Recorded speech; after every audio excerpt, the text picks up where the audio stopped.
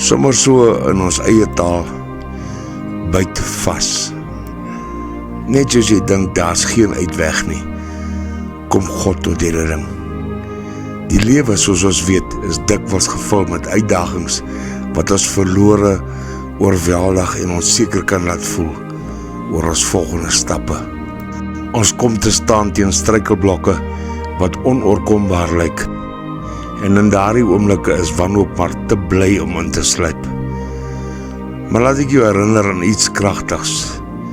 In ons donkerste ure, wanneer ons voel ons is aan die einde van ons tou, is dit dikwels dan dat ons die diepste oomblikke van ons goddelike ingryping ervaar. Wanneer ons glo ons is alleen, is dit juis wanneer hoop op ons voordeur opdag. Meestal in die snaakste, mees onverwagte maniere. Partykeer net deur 'n vriend se vertroostende woorde, soms 'n vreemdeling se vriendelikheid, en dan nou en dan 'n innerlike krag wat ons nooit geweet het ons het nie.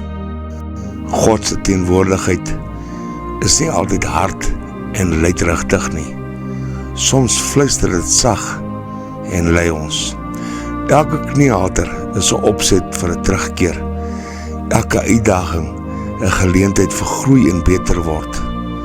Ek wil jou dus aanspoor om wanneer die lewe moeiliker raak, om net vas te hou aan jou geloof in ons Vader God.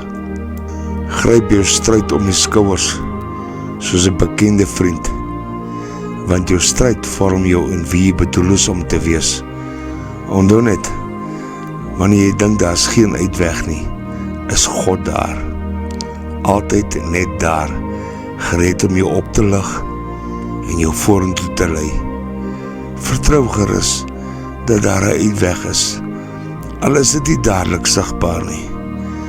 Byt vas. God is met jou en hy is lief vir jou.